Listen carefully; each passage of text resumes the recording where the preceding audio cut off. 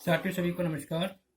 आज हम चर्चा करने के लिए तैयार हैं और हमारे लिए आज का विषय जो होगा वो है शब्द। शब्द की परिभाषा देखेंगे हम लोग यहाँ पर, शब्द के भेद देखेंगे यहाँ पर हम लोग, शब्दों का वर्गीकरण देखेंगे हम लोग यहाँ पर। तो हम सबसे पहले देखें शब्द की जो परिभाषा है उसको समझने का प्रयास करेंगे। शब्द किसे बोलेंगे हम लोग? शब्द बोलेंगे ध्वनियों के मेल से बने निश्चित अर्थ को प्रकट करने वाले वर्ण समुदाय को हम शब्द कहते हैं।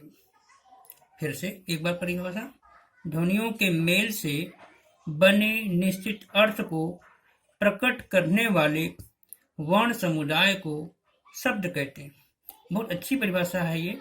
ध्वनियों के मेल से बने निश्चित अर्थ को प्रकट करने वाले समुदाय को हम शब्द कहते हैं। शब्द भाषा की स्वतंत्र एवं सार्थक इकाई है। शब्द भाषा की स्वतंत्र एवं सार्थक इकाई है। हम शब्दों के भेद को देखें। शब्द के जो भेद हैं वो दो प्रकार के होंगे। एक सार्थक शब्द होंगे, दूसरे निरर्थक शब्द होंगे। सार्थक शब्द और निरर्थक शब्द, दो प्रकार के शब्द भेद। प्रश्न बन सकता है यहाँ पर कि शब्दों के प्रकार कितने हैं, शब्दों के भेद कितने हैं? दो भेद हैं। कौन से? सार्थक और निरर्थक। सार्थक शब्दों के अर्थ होते हैं, ये बड़ी बात यहाँ पर, सार्थक शब्दों के अर्थ होते हैं जबकि निरर्थक शब्दों के अर्थ नहीं होते हैं। निरर्थक शब्दों के अर्थ नहीं होते हैं, सार्थक शब्दों के ही अर्थ होते हैं। शब्दों का हम वर्गीकरण करना चाहेंगे। शब्दों का वर्गीकरण हम निम्न आधार पर कर सकते हैं।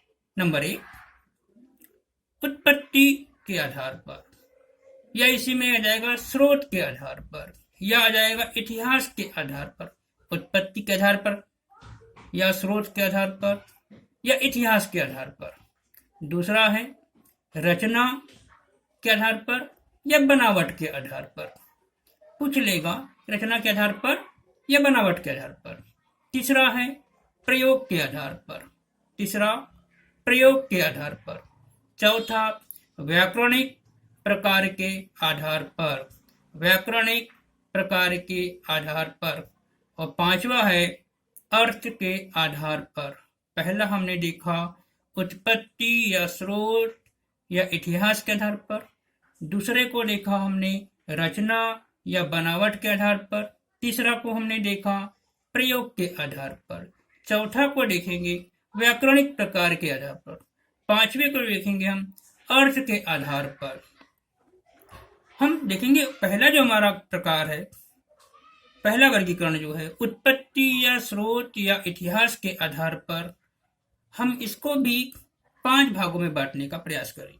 नंबर 1, तत्सम, तद्भव, देशज, विदेशी, या इसको हम आगत भी बोलते हैं, संकर या द्विज। तो उत्पत्ति या स्रोत या इतिहास के आधार को हमने 5 वर्गों में बांटा। नंबर 1, तत्सम, तद्भव, देशज, विदेशी, या इसको हम आगत कहते हैं, संकर या बीज। ये हमारे 5 प्रकार के उत्पत्ति के आधार पर को हमने बांटने का प्रयास किया। तत्सम शब्द, तत्सम शब्द तत् धन सम से मिलकर बना है तत्सम, जिसका अर्थ होता है तत्,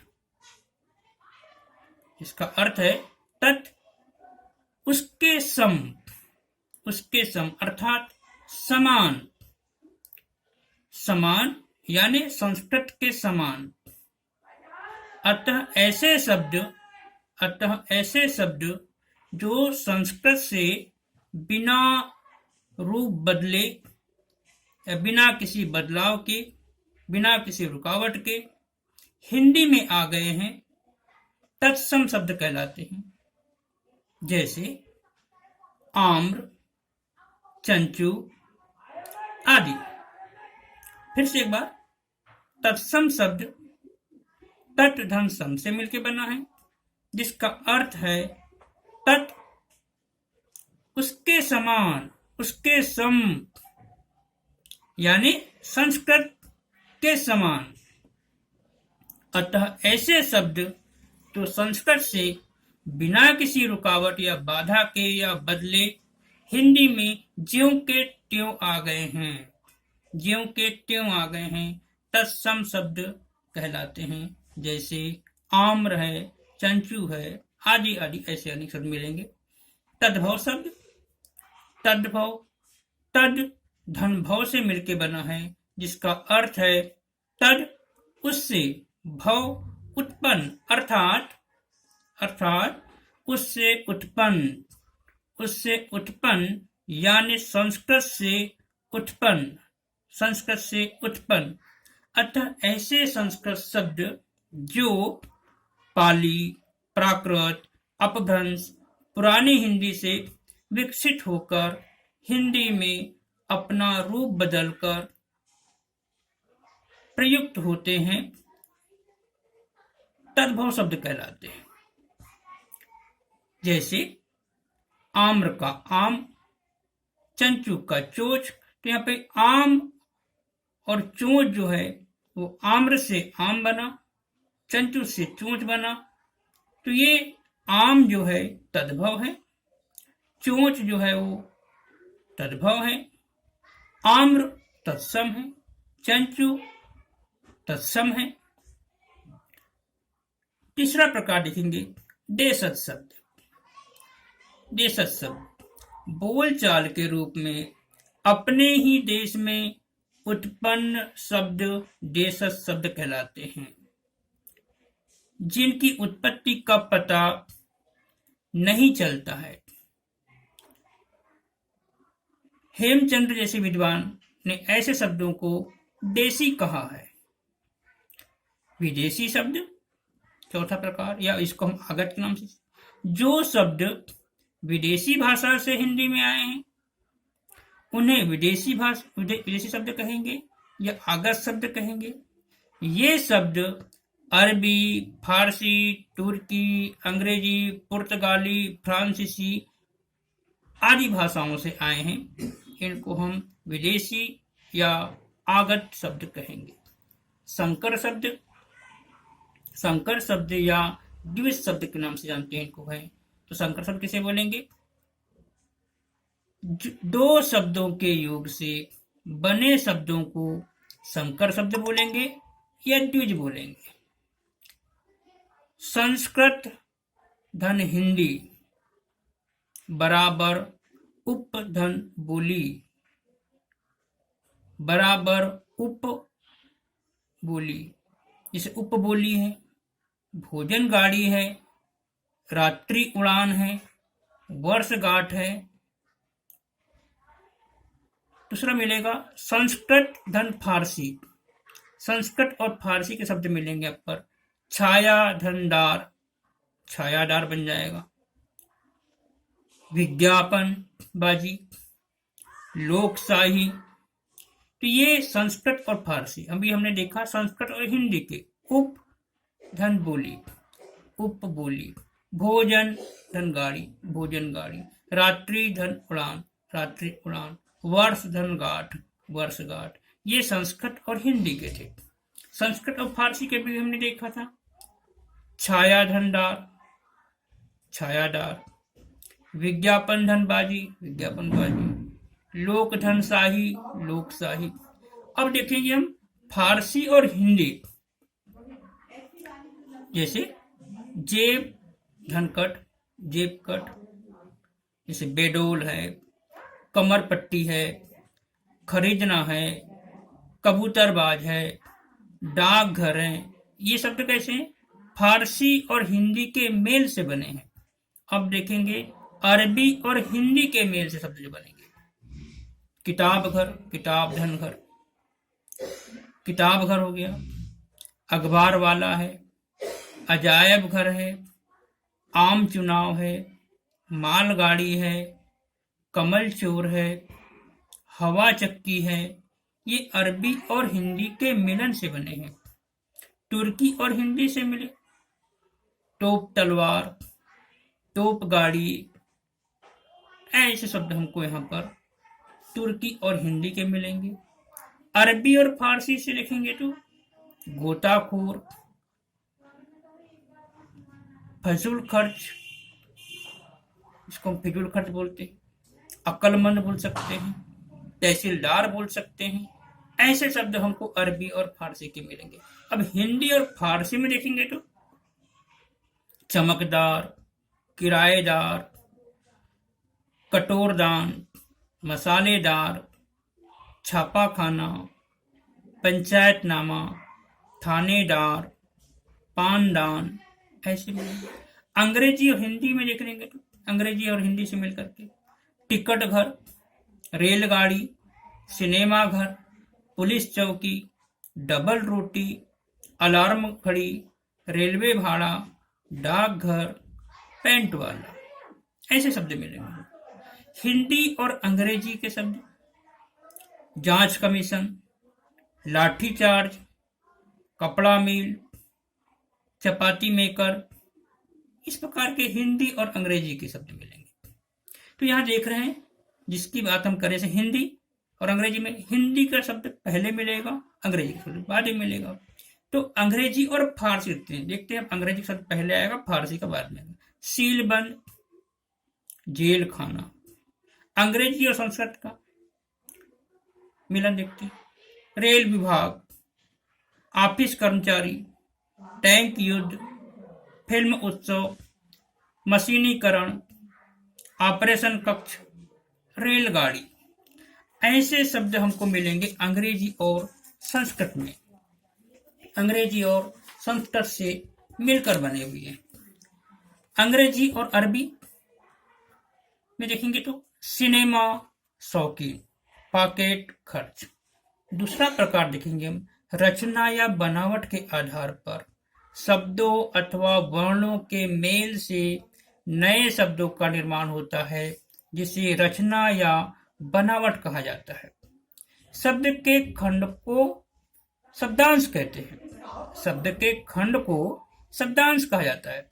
रचना या बनावट के आधार पर शब्द के तीन भेद होते हैं, तीन प्रकार होते हैं। नंबर 1, रूढ़ शब्द, यौगिक शब्द और योग रूढ़ शब्द। पूछ लेगा रचना के आधार पर शब्द के भेद कितने हैं? 3 भेद हैं। कौन कौन से? रूढ़, यौगिक और योग रूढ़। रूढ़ शब्द ऐसे शब्द जिनके खंड करने पर सार्थक ना हो, उन्हें हम रूढ़ कहते हैं। ऐसे शब्द जिनके खंड करने पर, टुकड़े करने पर सार्थक ना हो, उन्हें हम रूढ़ शब्द कहते हैं। जैसे कान। अब कान को दोनों को यदि अलग अलग कर देंगे तो क्या हो जाएगा? कुछ सार्थक अर्थ निकलेगा? नहीं निकलेगा। नाक, ना और को अलग कर दें, कोई सार्थक अर्थ ना निकलेगा। पीला, पर, झट आदि इन शब्दों के खंड करने पर ये अर्थहीन हो जाते हैं। यौगिक शब्द, यौगिक का अर्थ है मेल से बना हुआ, जोड़ से बना हुआ, संयोग से बना हुआ। अतः ऐसे शब्द जो 2 शब्दों या शब्दांशों के योग से बनते हैं तथा जिनका खंड करने पर सार्थक अर्थ भी निकलता है, वे यौगिक शब्द कहलाते हैं। जैसे पीलापन, पीला और पन। छल, छंद, छल भी अर्थ निकलता है, छंद का भी निकलता है। आग, बबूला, आग का भी अर्थ है, बबूला का भी अर्थ है, आदि। यौगिक शब्दों का निर्माण 2 या 2 से अधिक रूढ़ शब्दों के योग से होता है। कुछ यौगिक शब्द मिलेंगे, जैसे सेनापति, अनुशासन, चतुराई, लघु कथा, प्रधानाचार्य, सुरेंद्र, यथाशक्ति, कृष्ण भक्त, गोपाल शरण, बाल कृष्ण, गोलोक, कक्षा अध्यापिका, भवसागर, रद्दीवाला, ब्रजवासी, घुड़सवार, दूधवाला, शिक्षालय, देवालय, हिमालय आदि ऐसे शब्द मिलेंगे यौगिक शब्द। अब है योग रूढ़ शब्द, ऐसे यौगिक शब्द जो अपने सामान्य अर्थ को छोड़कर परंपरा से किसी विशेष अर्थ का बोध कराते हैं। ऐसे यौगिक शब्द जो अपने सामान्य अर्थ को छोड़कर परंपरा से किसी विशेष अर्थ का बोध कराते हैं, योग रूढ़ शब्द कहलाते हैं। जैसे पंकज, चक्रपाणी, जलज, लंबोदर, वीणापाणी, चतुर्भुज, नीलकंठ, दशानन, पवनपुत्र, पीतांबर, महावीर, एकदंत आदि। एक दांत वाला अर्थात गणेश जी, ये परंपरा से एक दंत शब्द गणेश जी के लिए प्रयुक्त होता है। ऐसे हमको अनेकों अर्थ मिल जाएंगे, अनेकों उदाहरण मिल जाएंगे हमको। प्रयोग के आधार पर हम लिखेंगे। तीसरा हमारा जो भाग है वो तीसरा प्रकार जो है प्रयोग के आधार पर। प्रयोग के आधार पर शब्दों के 3 भेद हैं। पूछ लेगा कि प्रयोग के आधार पर शब्दों के कितने भेद हैं? 3 भेद हैं। कौन कौन से? सामान्य शब्द, पारिभाषिक या तकनीकी शब्द, तीसरा है अर्ध तकनीकी शब्द, तीसरा है अर्ध तकनीकी शब्द। तो पहला जो है वो सामान्य शब्द को लिखिए, सामान्य शब्द को लिखिए, ऐसे शब्द जिनका संबंध आम जनजीवन के साथ होता है। ऐसा या ऐसे शब्द जिनका संबंध आम जनजीवन के साथ होता है। मनुष्य ऐसे शब्दों का प्रयोग अपने दैनिक जीवन में करता है, जैसे सुबह, भात, दाल आदि ऐसे शब्द मिलेंगे हमको। ये सामान्य शब्द हैं, जनजीवन में हम उनका प्रयोग भी करते हैं। पारिभाषिक शब्द या तकनीकी शब्द, विशिष्ट अर्थ में प्रयुक्त होने वाले शब्द को पारिभाषिक शब्द या तकनीकी शब्द कहते हैं। जैसे संज्ञा, सर्वनाम, विशेषण आदि।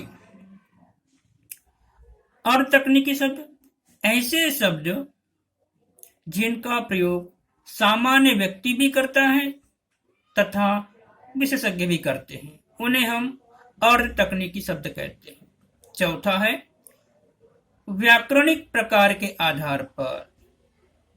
व्याकरणिक प्रकार के आधार पर शब्दों के 2 भेद हैं, 2 प्रकार हैं, 2 रूप में बांट सकते हैं। नंबर 1 विकारी शब्द, दूसरा है अविकारी शब्द।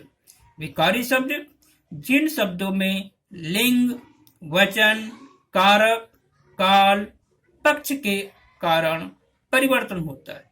जिन शब्दों में लिंग, वचन, कारक, काल, पक्ष के आधार पर परिवर्तन होता है, उन्हें विकारी शब्द कहते हैं।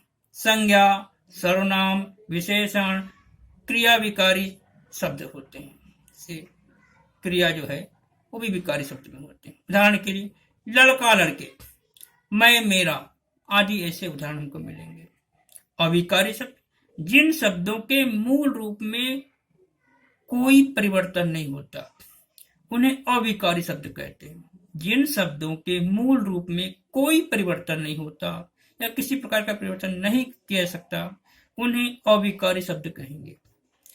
क्रिया विशेषण, संबंध बोधक, समुच्चय बोधक, विस्मयादि बोधक और निपात अविकारी शब्द, इन्हें अवयव भी कहते हैं। उदाहरण के लिए यहाँ, अथवा, अरे, हे, हो आदि ऐसे शब्द मिलेंगे।